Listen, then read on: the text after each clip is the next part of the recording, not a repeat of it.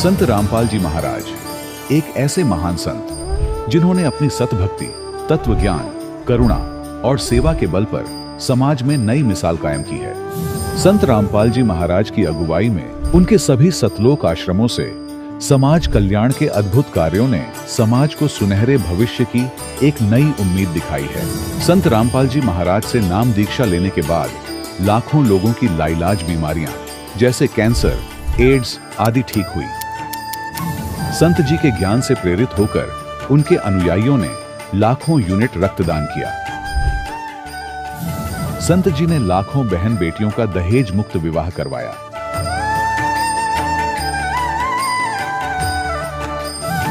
संत जी ने लाखों लोगों का नशा छुड़वाया, करोड़ों उजड़े परिवार बसे। संत जी के आश्रमों में समागम के दौरान निःशुल्क नेत्र चिकित्सा, दंत चिकित्सा प्रदान की जाती है। संत रामपाल जी महाराज द्वारा समय समय पर पर्यावरण संरक्षण के उद्देश्य से बड़े स्तर पर वृक्षारोपण किया जाता है। संत जी ने जरूरतमंदों को तत्काल राहत पहुंचाने के लिए एम्बुलेंस सेवा शुरू की। संत जी अपने अनुयायियों को देहदान के लिए प्रेरित करते हैं, जिससे मानवता की सेवा और चिकित्सा क्षेत्र में सुधार हो सके। संत रामपाल जी महाराज के सभी आश्रमों में हर रोज निःशुल्क भंडारा आयोजित किया जाता है, जहां हर वर्ग, हर जाति और हर धर्म के लोग एक साथ बैठकर भोजन करते हैं।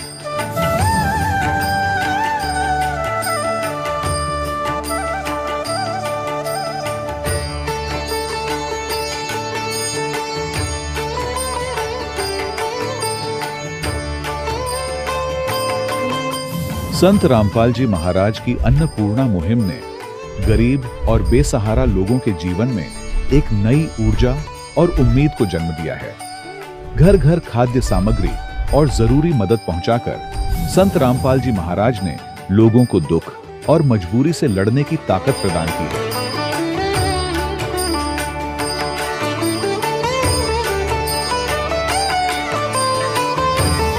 संत रामपाल जी महाराज द्वारा गरीब लोगों के लिए घर बनवाने का अद्भुत कार्य एक ऐसी मिसाल कायम कर रहा है जो सदियों सदियों संत जी की उदारता और दया भावना के तौर पर जाना जाएगा।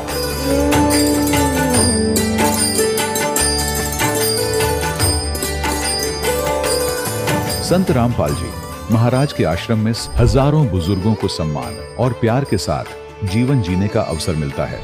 उनके खाने, रहने और स्वास्थ्य की पूरी जिम्मेदारी संत रामपाल जी महाराज उठाते हैं। अनाथ बच्चों के लिए संत रामपाल जी महाराज के सभी आश्रम किसी वरदान से कम नहीं। यहाँ उन्हें शिक्षा, संस्कार और भविष्य के लिए बेहतर अवसर प्रदान किए जाते हैं। चाहे बाढ़ हो, भूकंप या महामारी, संत रामपाल जी महाराज और उनके अनुयायी हमेशा ही जरूरतमंदों के लिए सबसे आगे खड़े रहते हैं।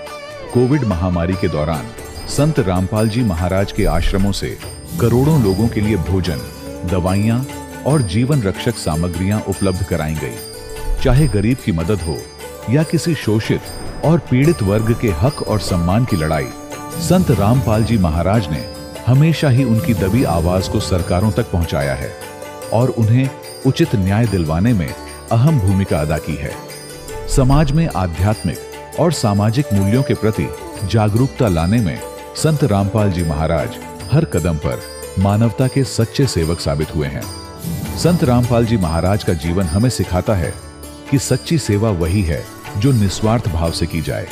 आइए हम भी इस महान सेवा के कार्य में इस महान संत से जुड़ें और संत रामपाल जी महाराज से नाम दीक्षा लेकर अपने जीवन को धन्य बनाएं।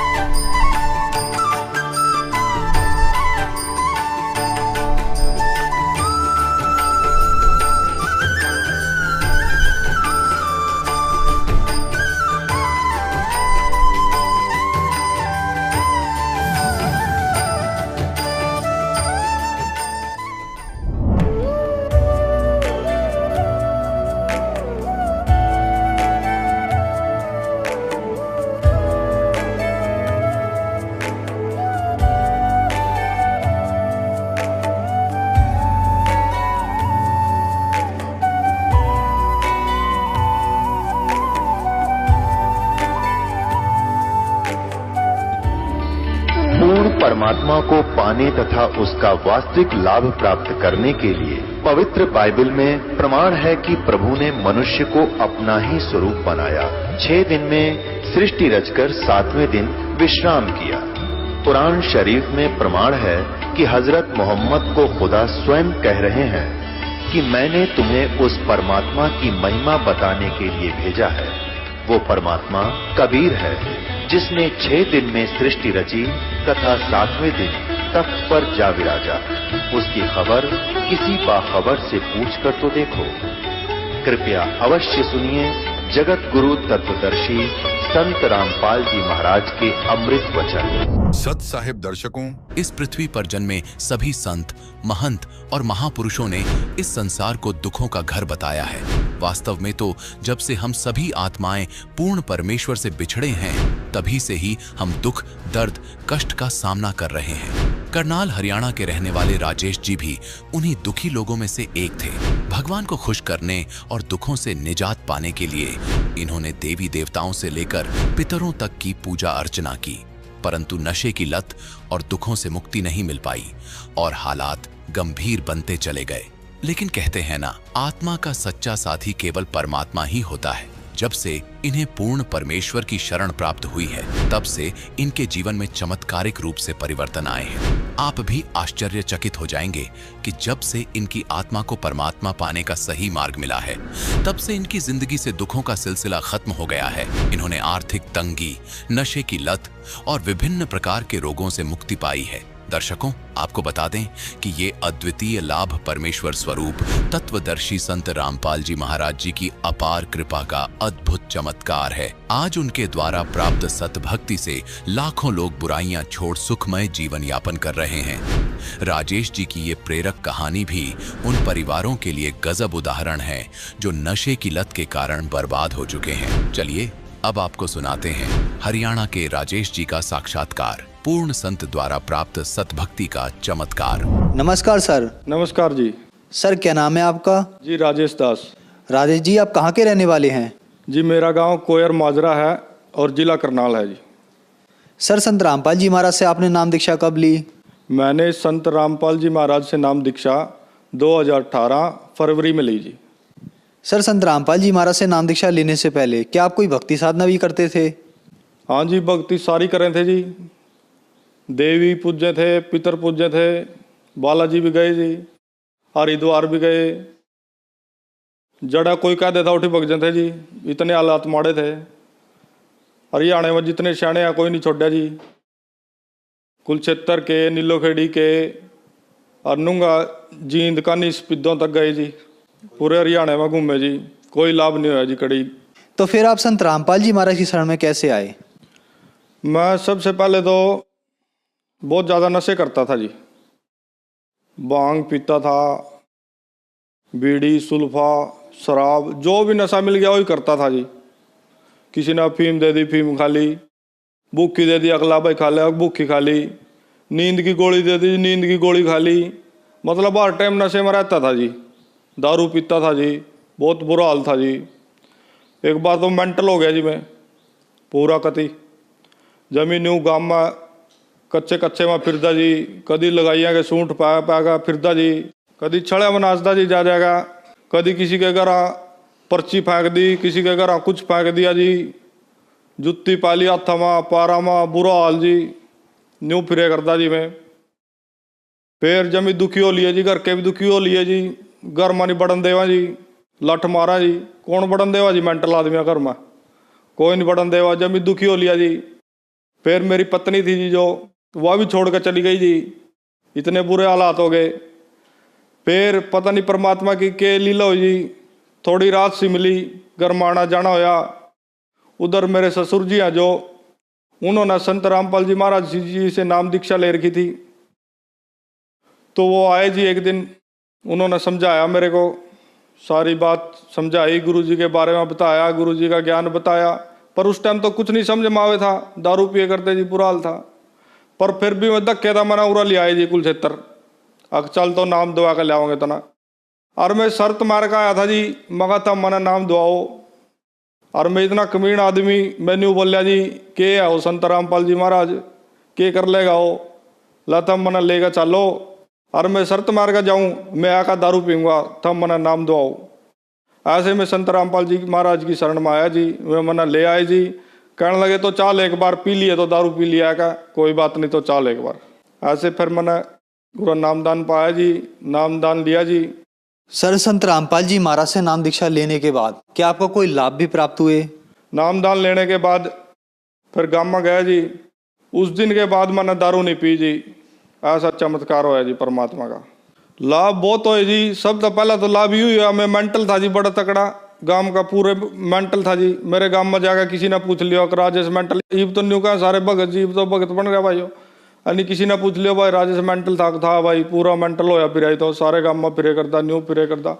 अरे ईब तो कुछ नहीं करता जी, कोई बिल्कुल स्वस्थ है, कोई दिक्कत नहीं। अच्छा लाभ, दूसरा लाभ मेरा पथरी थी जी पेट में, 7.5 mm की पथरी थी जी। 2-3 थी जी, एक नहीं आती 2-3 थी। मैंने अल्ट्रासाउंड कराए, डॉक्टर पर गया, डॉक्टर बोले भाई चाहे ऑपरेशन करा ले, कुछ करा ले, या तो नहीं लिकट जाएगी भाई फिर हो जाएगी। दवाई भी खाई जी देसी, जिसने जड़ता कह दिया और तो दवाई खाई जी। मेरा मतलब आए महीना दर्द हो रहा था जी। एक हफ्ता मैं काम पर नहीं जाऊँ था, एक हफ्ता पूरा दर्द रह रहा था जी। चाहे मैं टिक्के लवाऊँ, चाहे मैं गोली खाऊँ, चाहे कुछ करूँ जी, मेरा दर्द नहीं बंद हुआ था जी एक हफ्ते था पहला। फिर संत रामपाल जी महाराज जी का नाम लेने के बाद मेरा बोर्ड का दर्द नहीं होया जी, ना वो पथरी रही जी, केबरा कड़ा गई जी, मना नहीं बेरा लगा उसका, कड़ा गई जी वहाँ। तीसरा जी मेरे कोठे ऐसे थे जी, एक कोठा था जी मेरा कमरा घर का रहने का, जिसमें रह कर दे, उसी में ही बनाए कर दे जी, उसी में खाए कर दे, सारा सामान उसी में था। मतलब एक पैर धरने की जगह नहीं थी जी। अच्छा वो टुपके करता जी, ऊपर तक कट्टे बांध बांध का काम चला रखा था। ये परमात्मा ने ऐसी दया करी जी, लेंटर वाले मकान बनवा दिए, बढ़िया फर्श लगा दिया जी, सारे काम एसी फैसी टिच पिच करवा रखा सारा काम जी। मेरा लड़का जी रोहित, उसका दौरा पड़े करता जी, दौरा पड़े करता तो वो बंद हो गया जी। रामपाल जी महाराज जी का नाम लेने के बाद वो बिल्कुल बंद हो गया जी। और आज बिल्कुल काम है, सोना काम चल रहा है जी, बढ़िया। बल्कि मैं सरकारी ठेकेदारी का लाइसेंस बनवा लिया जी। मना परमात्मा की पूरी दया हो रही जी। सर, पहले आप सभी देवी देवताओं की पूजा करते थे, लेकिन फिर भी आप दुखी थे, लेकिन आपने संत रामपाल जी महाराज से नाम दीक्षा ली, आपका सारा नशा छूट गया और आपकी जो मानसिक टेंशन थी वो भी ठीक हो गई। तो संत रामपाल जी महाराज ऐसी कौन सी भक्ति बताते हैं कि सभी देवी देवताओं के जाने के पास भी आप ठीक नहीं हुए, लेकिन संत रामपाल जी महाराज के पास आने के बाद आप ठीक हो गए? हाँ जी, संत रामपाल जी महाराज जी शास्त्र अनुकूल भक्ति साधना बतावा जी, जो हमारे शास्त्रों में लिख रही, जो हमारी गीता जी में लिख रही, वेदों में लिख रही, गुरु ग्रंथ साहिब में लिख रही जी, पवित्र कुरान में लिख रही। ये लोग पढ़ दे नहीं जी, क्यों, कौन पढ़ा, इतनी मोटी मोटी किताब कौन पढ़ेगा जी। ये हमारे गुरु जी ने टाइम काटा, पढ़े, शास्त्र पढ़े, सारा प्रमाण दिया जी, शास्त्र अनुकूल मारता भक्ति बताई जी। अब शास्त्र अनुकूल भक्ति था तो लाभ होगा जी। सर, क्या संत रामपाल जी महाराज ब्रह्मा विष्णु महेश की भक्ति छुड़वाते हैं?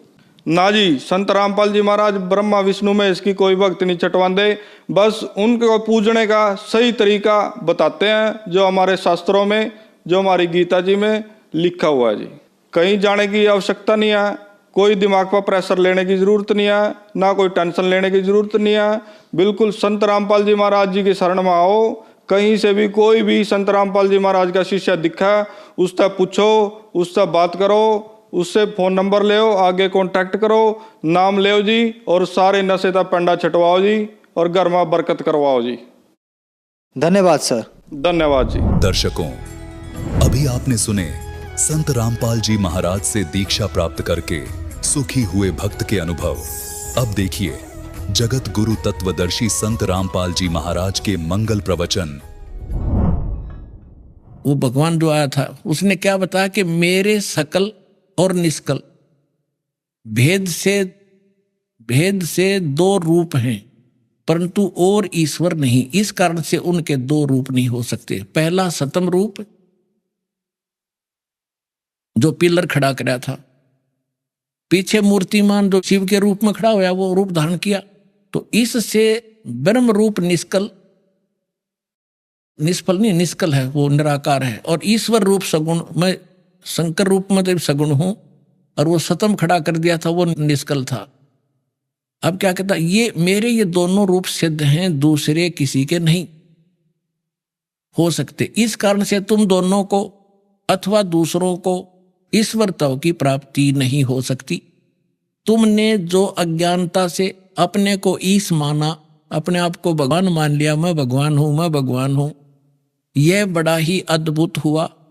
उसे दूर करने को ही मैं रण स्थान में आया।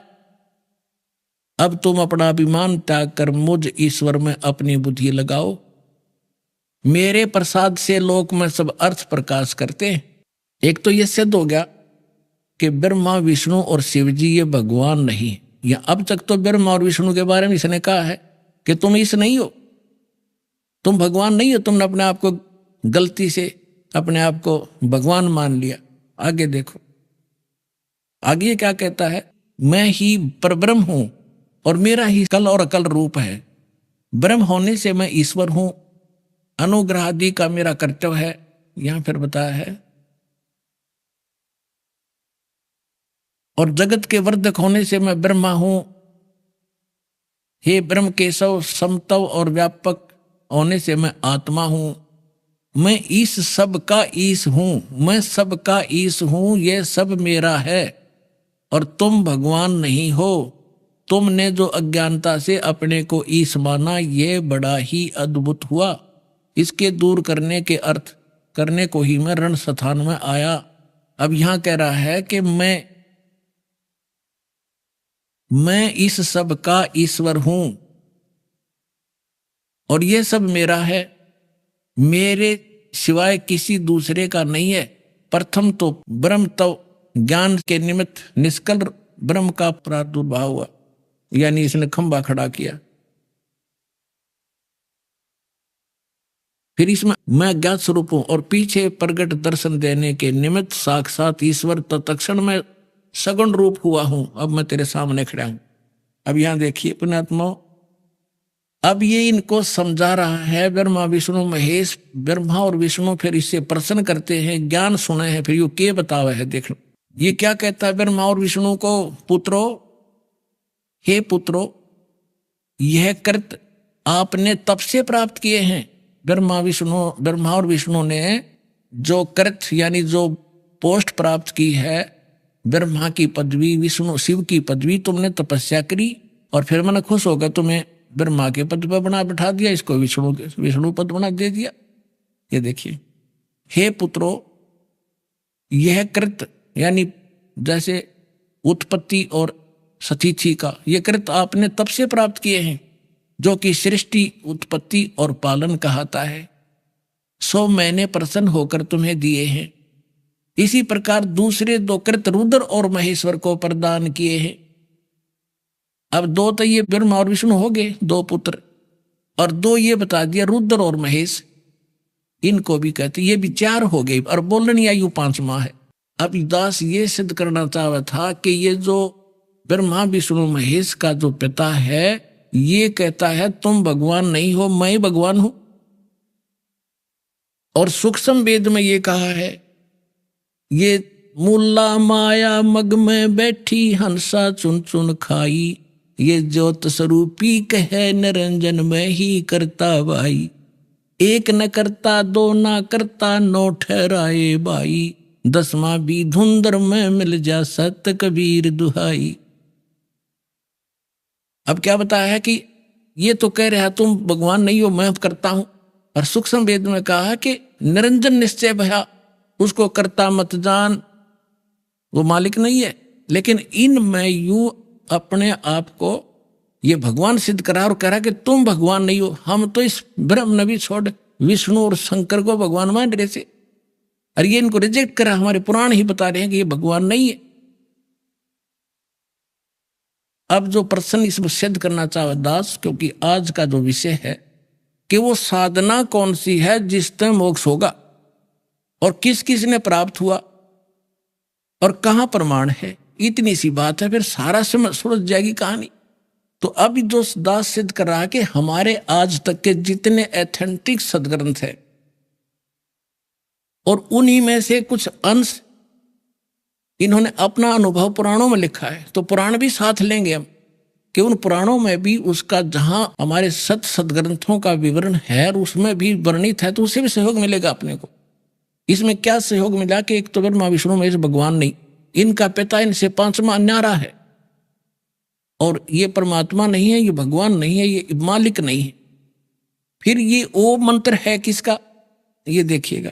यहां अब हम आगे 19 पृष्ठ पे और विद्वेश्वर संहिता भाग 1 अध्याय 10 में आगे हम यहां से शुरू करते हैं।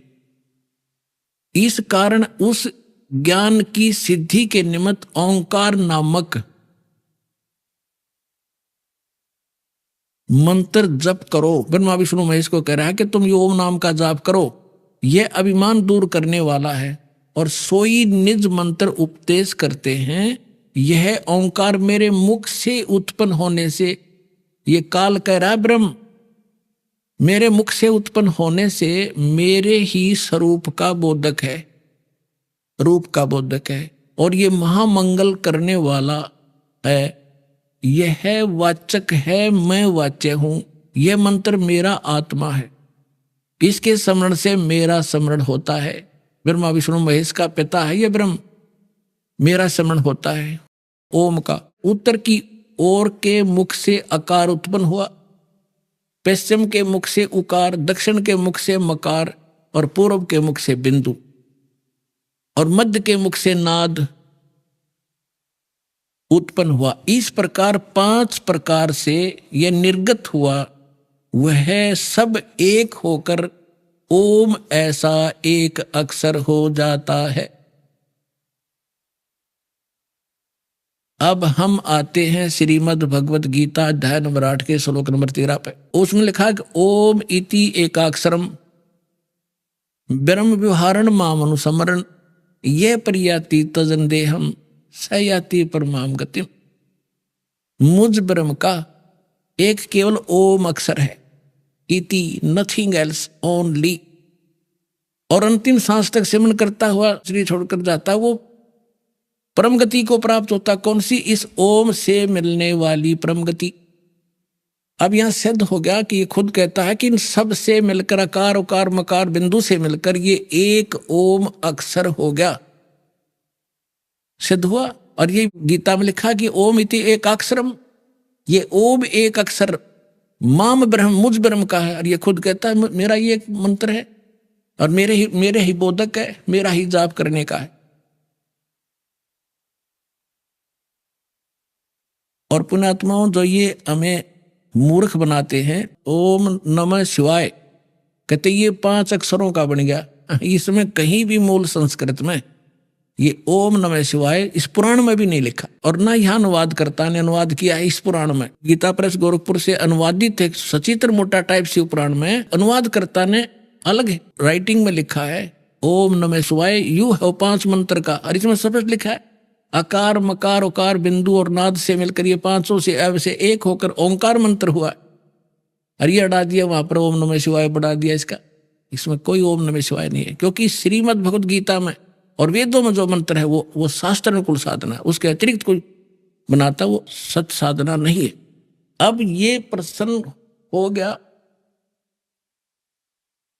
कि ब्रह्म का ओम नाम जाप है इस गीता ज्ञानदाता का, वेद ज्ञानदाता का, और ये ब्रह्मा विष्णु महेश का पिता है। ये है कौन? ये खुद कहता मैं ब्रह्म हूं। अब इसका निष्कर्ष श्री देवी भागवत करेगी। एक समय राजा हिमालय को स्वयं ये देवी परमात्मा के बारे में ज्ञान प्रचार कर रही थी, तो उसने क्या बताया है कि दुर्गा कितना नॉलेज रखती है। वो कहती है केवल एक ब्रह्म है, ब्रह्म की पूजा करो, और ओम उसका मंत्र है, ओम के जाप से ब्रह्म लोक प्राप्ति कर जाओगे, तुम्हारा कल्याण हो। अब देखो श्रीमद् देवी भागवत सचित्र मोटा टाइप गीता प्रेस गोरखपुर से प्रकाशित है। संपादक हनुमान प्रसाद पोदार, चिमनलाल गोस्वामी, और ये यहां से प्रकाशित है और मुद्रित है गीता प्रेस गोरखपुर से। इसके हम 562 पृष्ठ पर आपको ले चलते हैं।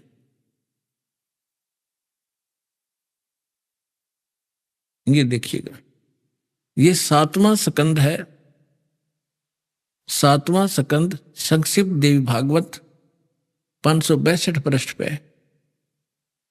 देवी के द्वारा हिमालय को ज्ञानोपदेश, ब्रह्म स्वरूप का वर्णन।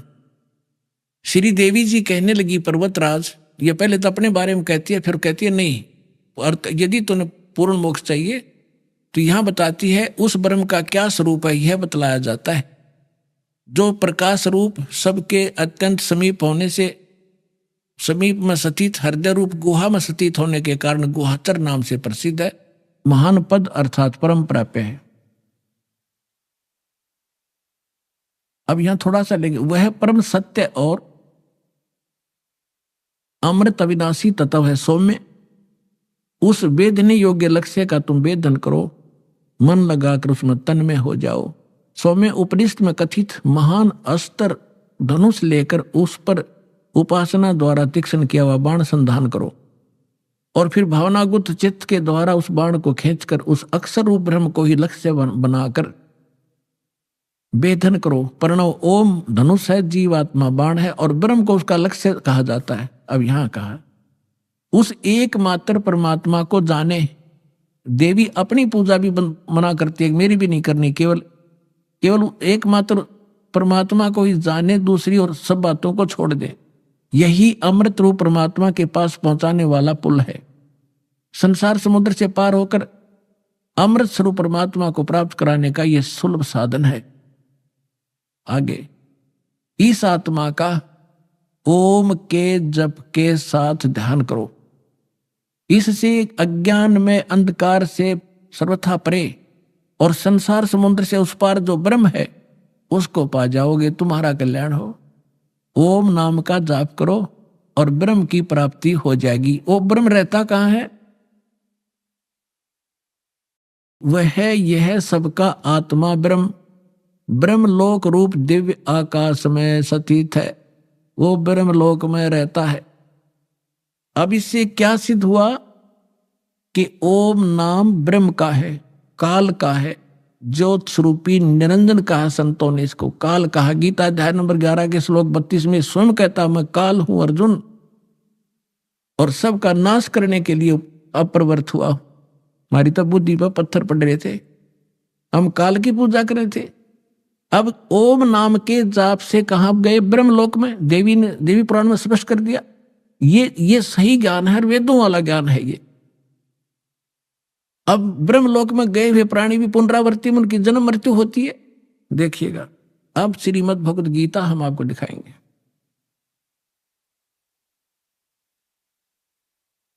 आठवें अध्याय का 13वां मंत्र, ये देखिएगा, ये है श्रीमद् भगवद गीता अध्याय नंबर 8 का और श्लोक नंबर 13 नीचे। इसमें ये गीता ज्ञानदाता ब्रह्म ही है, ब्रह्मा विष्णु महेश का पिता है ये। ओम इति एकाक्षरम ब्रह्म विहारण माम अनुसमरण ये परियाति तजन देहम सयाति परमाम गतिम। मुझ ब्रह्म का, ये है माम ब्रह्म, मुझ ब्रह्म का। ओम इति एकाक्षरम, केवल ये एक ओम अक्षर है, यह है, और उच्चारण करके सिमरण करता हुआ ये परियाति तजन देहम, जो शरीर छोड़कर जाता है, सयाति परमाम गतिम। ओम से मिलने वाली परम गति, इस ओम से मिलने वाली परम गति प्राप्त होती है। क्या होती है? ये सिद्ध हो गया कि ब्रह्म को प्राप्त हो गया, वो ब्रह्म लोक में रहता है, यानी ब्रह्म लोक प्राप्ति। गीता अध्याय नंबर 8 के श्लोक 16 में क्या कहा है? 8 के 16 में कहा कि अर्जुन, ब्रह्मलोक पर्यंत, ब्रह्मलोक तक सभी लोग पुनरावृत्ति में हैं। यहां देखो, पुनरावृत्ति का इन्होंने यहां आगे विवरण दिया है। पुनरावृत्ति माने जिनको प्राप्त होकर पीछे संसार में आना पड़े, ऐसे पुनरावृत्ति कहते हैं। अब इन्होंने यहां अड़ंगा अड़ाया है कि हे परंतु हे कुंती पुत्र, अनुवाद गलत किया है, मुझको प्राप्त होकर पुनर्जन्म नहीं होता। अब गीता ज्ञान दाता ब्रह्म है, और गीता ज्ञान दाता दूसरे अध्याय के 12वें श्लोक में कहता है कि अर्जुन, ये ना सोच कि हम अभी पैदा हुए हैं तो पहले भी थे और आगे भी रहेंगे।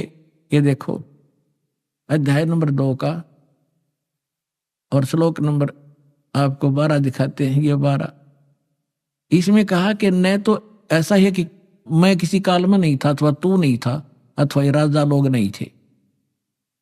और नहीं ऐसा है कि इसे आगे हम सब ना रहेंगे। अब देखे चौथे अध्याय के 5 और 9 में ये खुद कहता अर्जुन तेरे और मेरे बहुत जन्म हो चुके, तू नहीं जानता मैं जानता हूं।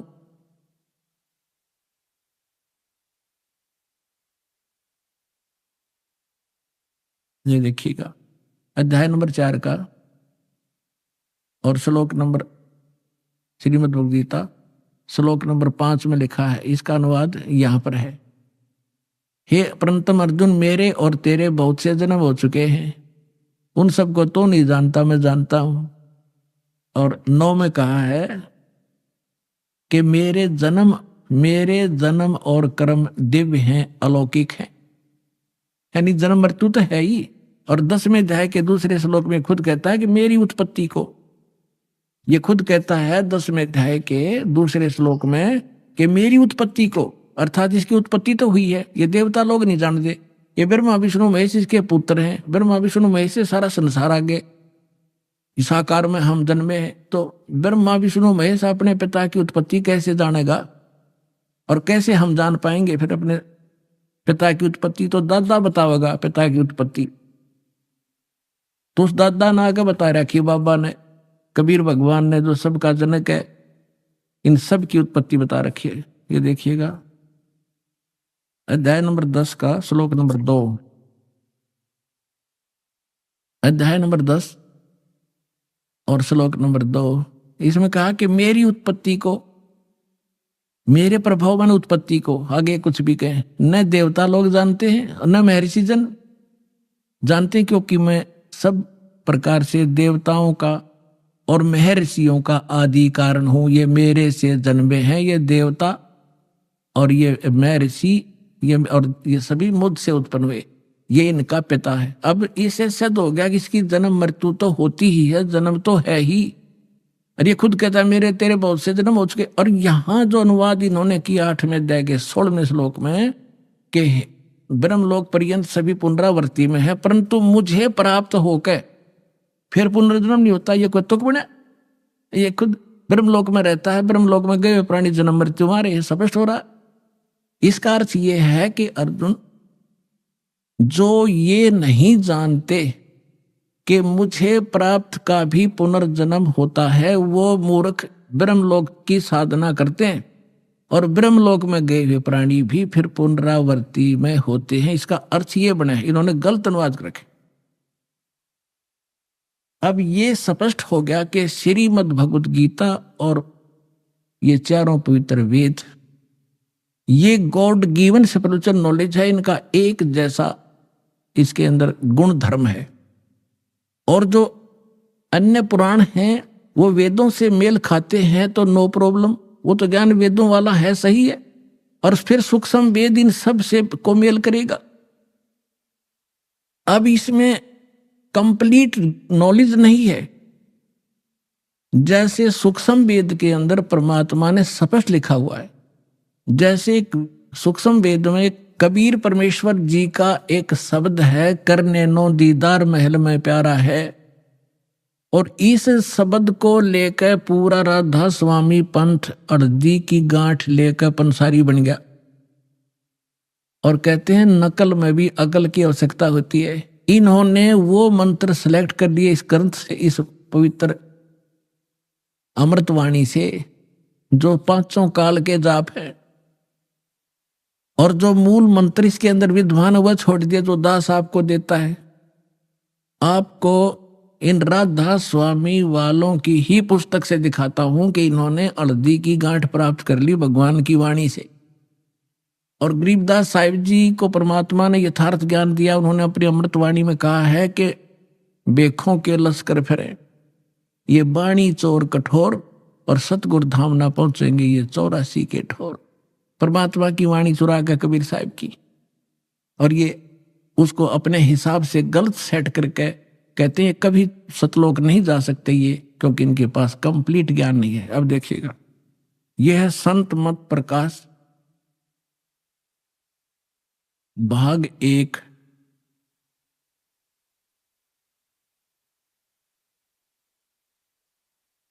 संत मत भाग प्रकाश 1।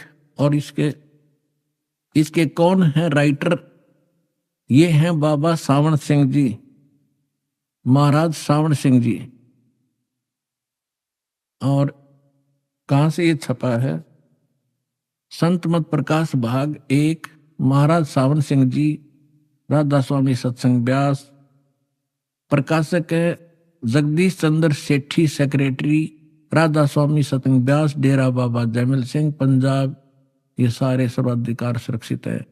मुद्रक Ajanta offset and packaging limited. इसके देखिएगा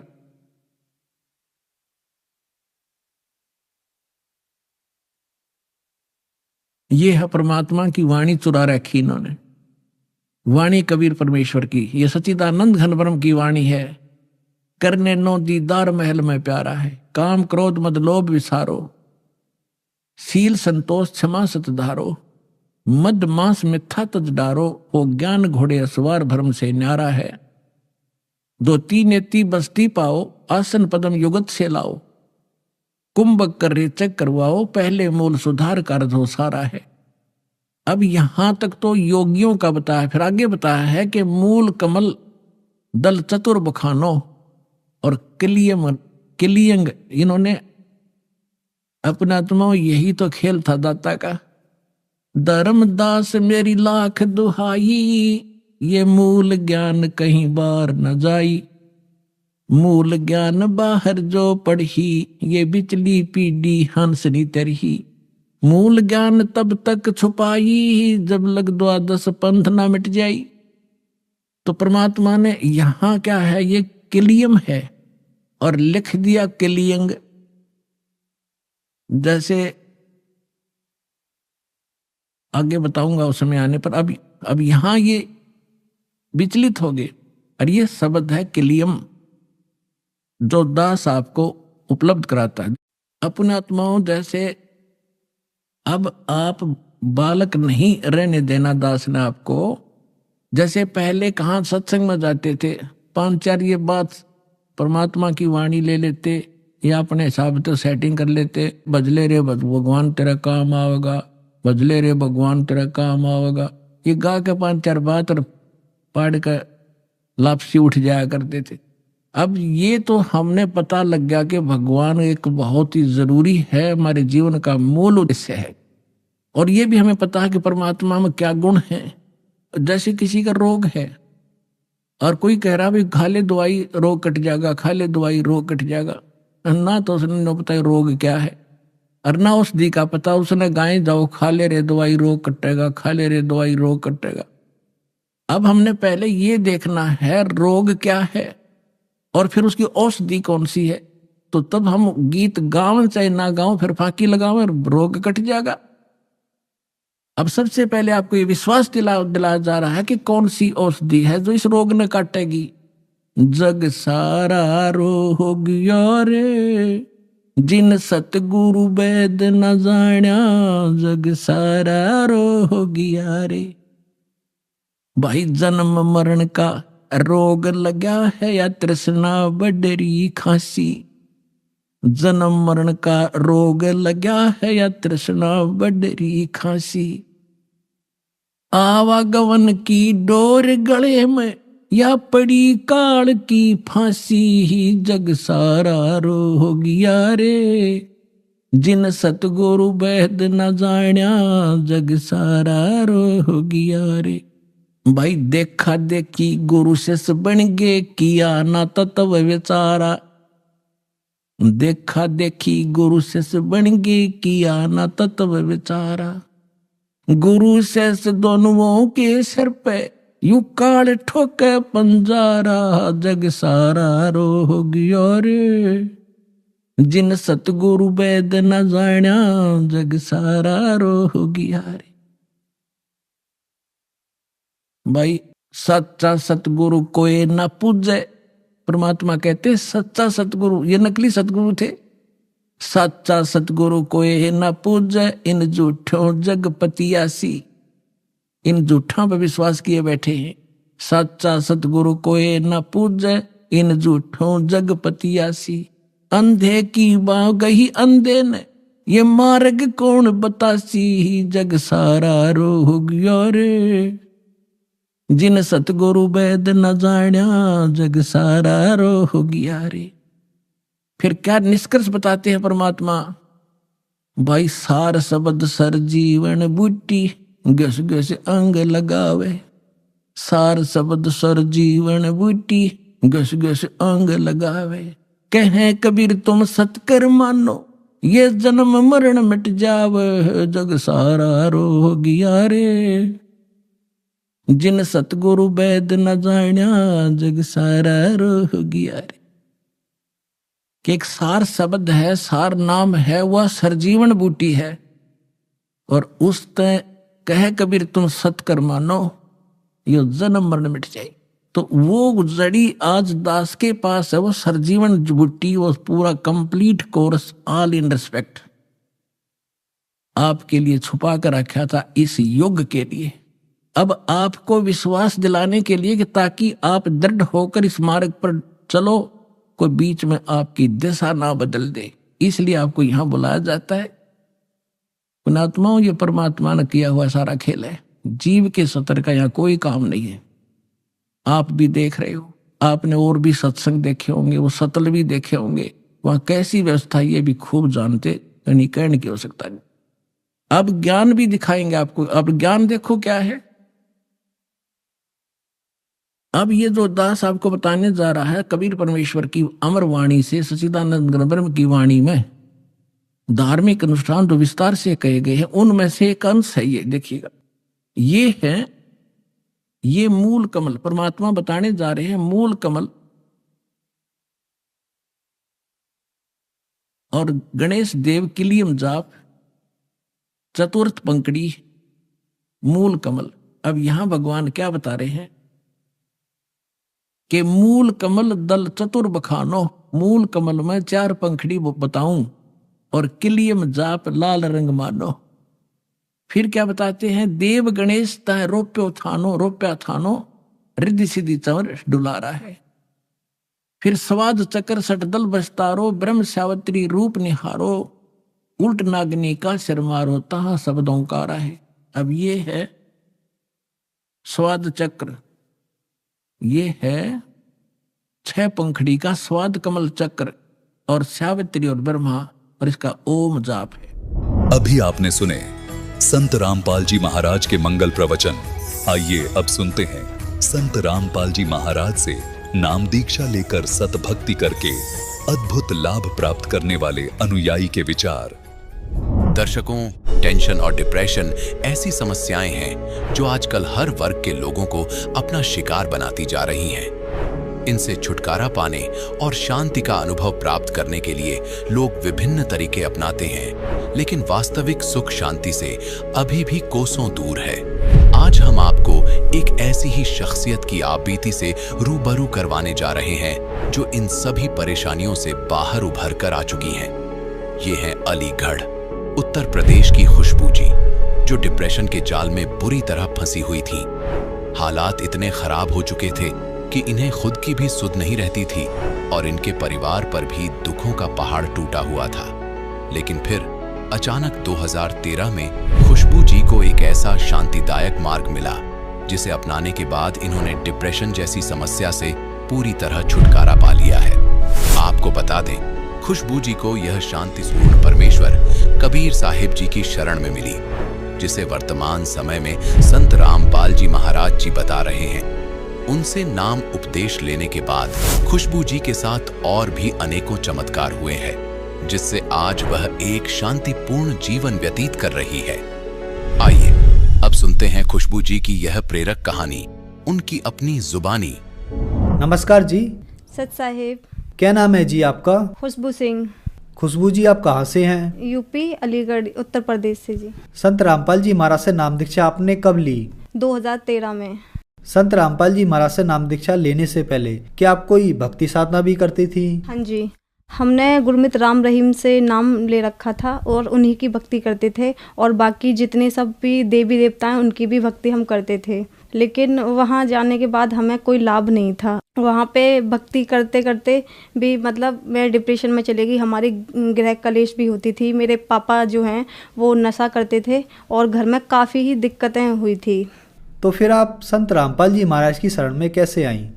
संत रामपाल जी महाराज की शरण में हम लोग ऐसे आए कि जब हमारे घर में मेरे बड़े भाई की शादी हुई थी तो हमारे घर में झगड़ा होने लगा था।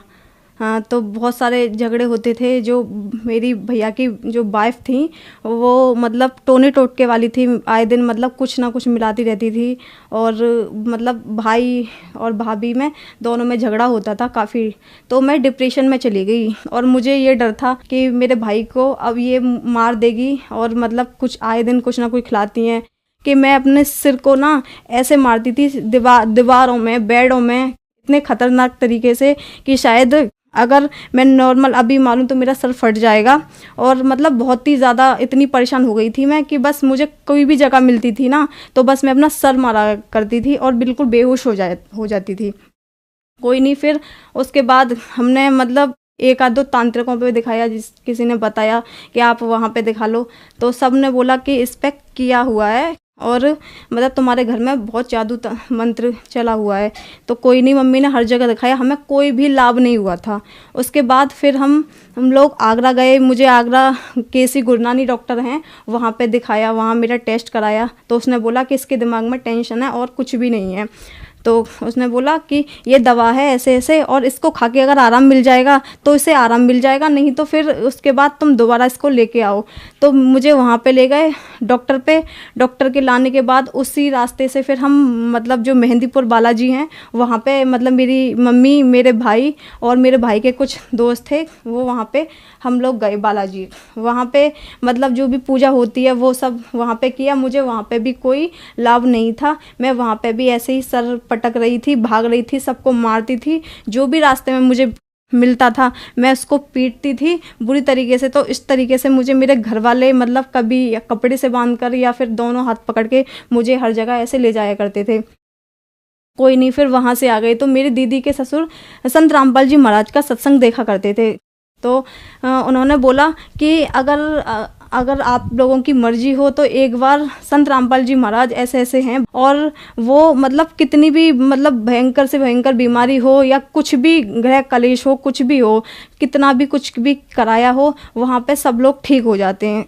तो मेरी मम्मी ने बोला कि ठीक है, हमने हर जगह दिखा लिया, हमने हर तांत्रिक पे दिखा लिया, डॉक्टर पे दिखा लिया, सब ने बस ये दवा दे देते हैं लेकिन कोई हमें लाभ नहीं था। मुझे बस यही प्रॉब्लम थी कि मुझे एकदम मतलब बेहोशी आती थी और मैं अपना सिर पकड़ के मतलब दीवारों में, बेडों में, जो भी जगह मुझे मिलती थी मैं हर जगह मारती थी अपने सिर को।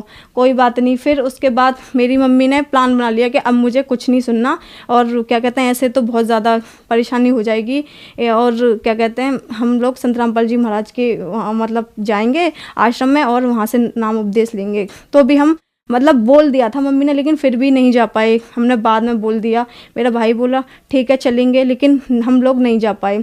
फिर उसके बाद दूसरे दिन एक मतलब चलता फिरता बाबा आया और वो बोल रहा था कि मतलब तुम्हारे बेटे को 6 महीने का दिया हुआ है और 6 महीने के अंदर अंदर ये मर जाएगा। कोई बात नहीं, ये बात मैं सुन रही थी, मुझे होश आता था और इसी बात को सोचते सोचते मैं एकदम मतलब बहुत ज़्यादा परेशान हो गई, बहुत ज़्यादा, इतना कि मेरा दिमाग मुझे खुद नहीं मालूम कि उस टाइम पर कहाँ चला गया।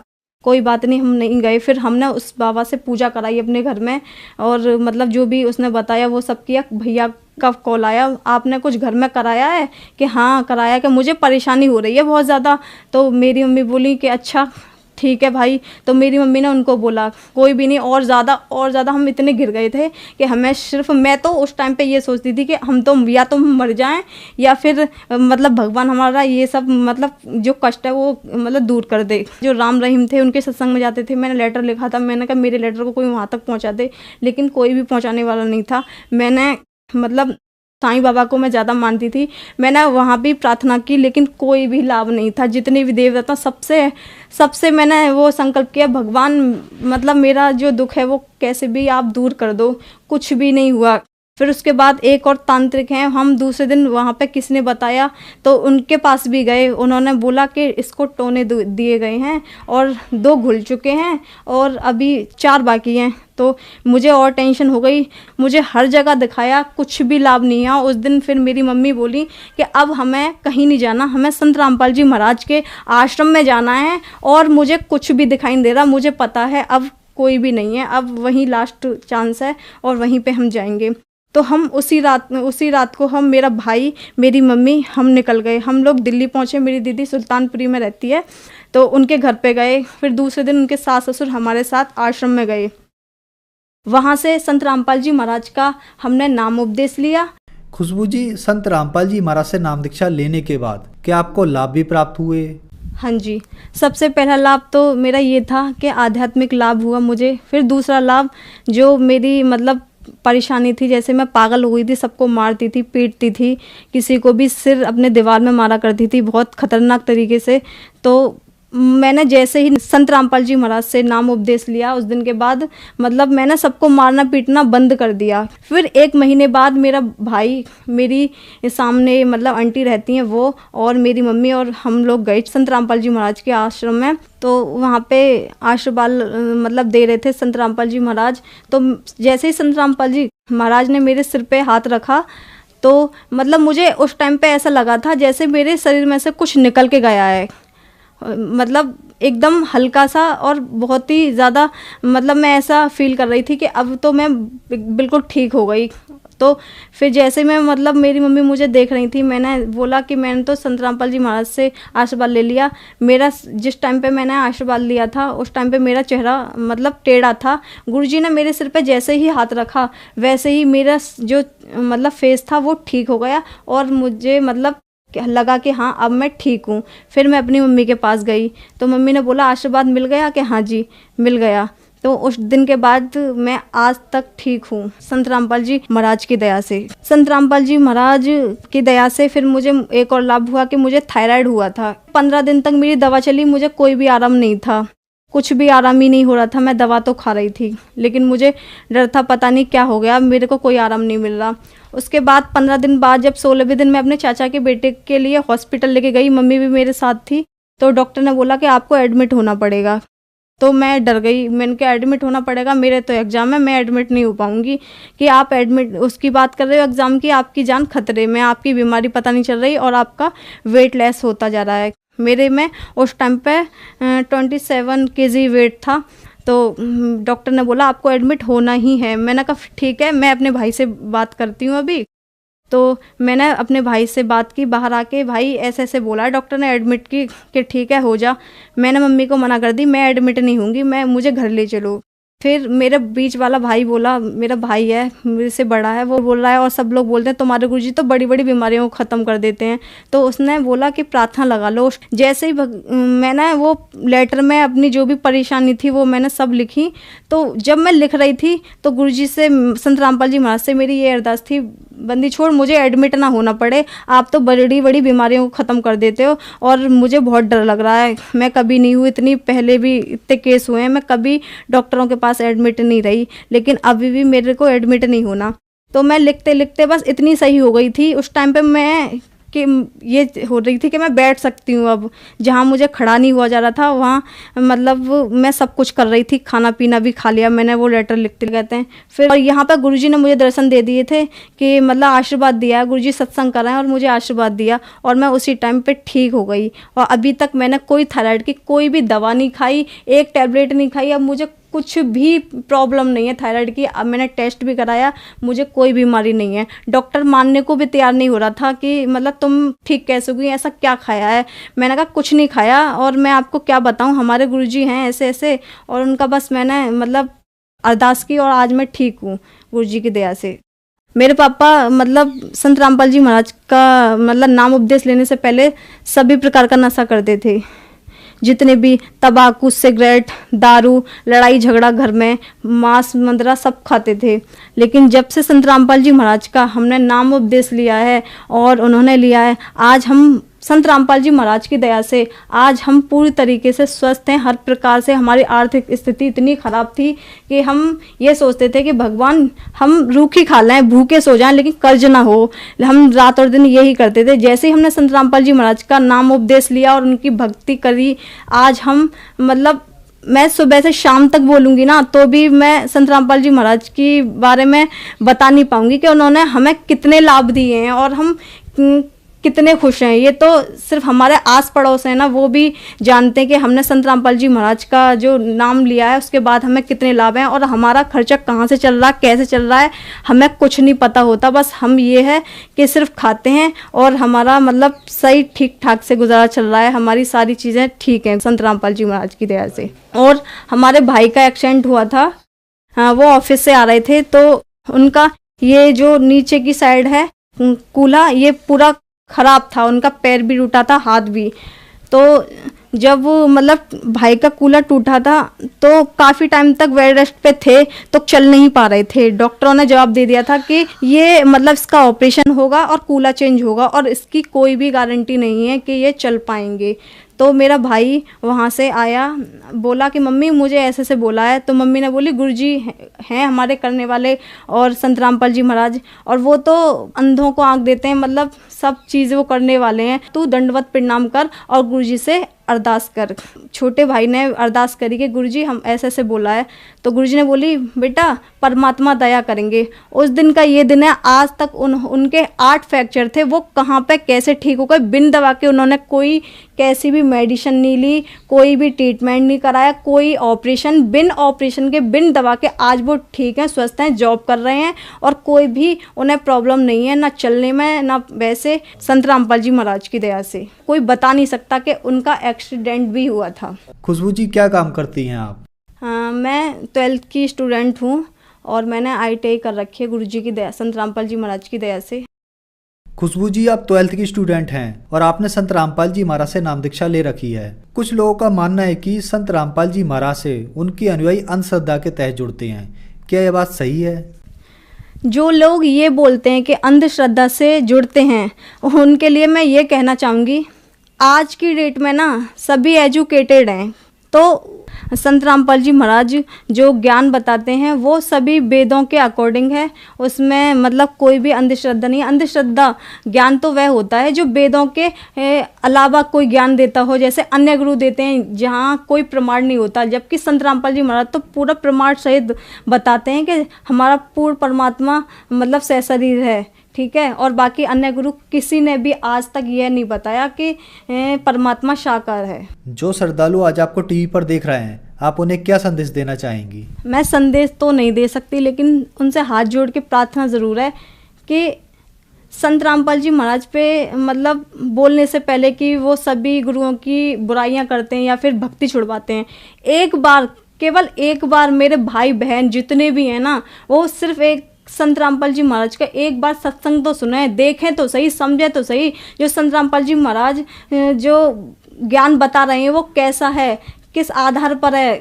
ठीक है, सही है या गलत है, उसके बाद ही बोलें। उससे पहले ये ना बोलें कि संत रामपाल जी महाराज का ज्ञान जो है बेकार है या फिर ऐसा है या प्रमाणित नहीं है।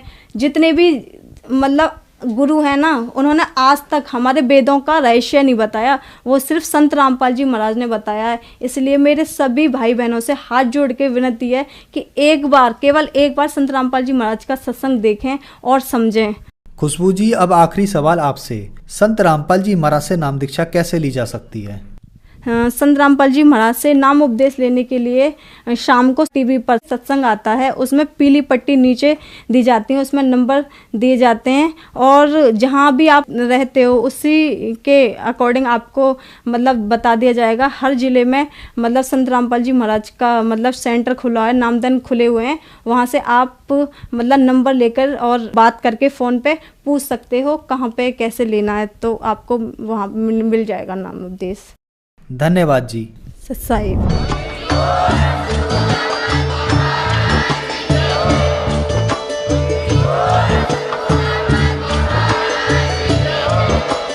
आप सुन रहे थे जगत गुरु तत्वदर्शी संत रामपाल जी महाराज जी के मंगल प्रवचन। अधिक जानकारी के लिए विजिट कीजिए हमारी वेबसाइट www.jagatgururampalji.org। संत रामपाल जी महाराज जी के शुभ आशीर्वाद से पूरे विश्व भर में 500 से भी ज्यादा नाम दीक्षा केंद्र हैं, जिन पर संत रामपाल जी महाराज जी द्वारा ऑनलाइन निशुल्क नाम दीक्षा दी जा रही है। अपने नजदीकी नाम दीक्षा केंद्र का पता करने के लिए संपर्क करें 8222880541।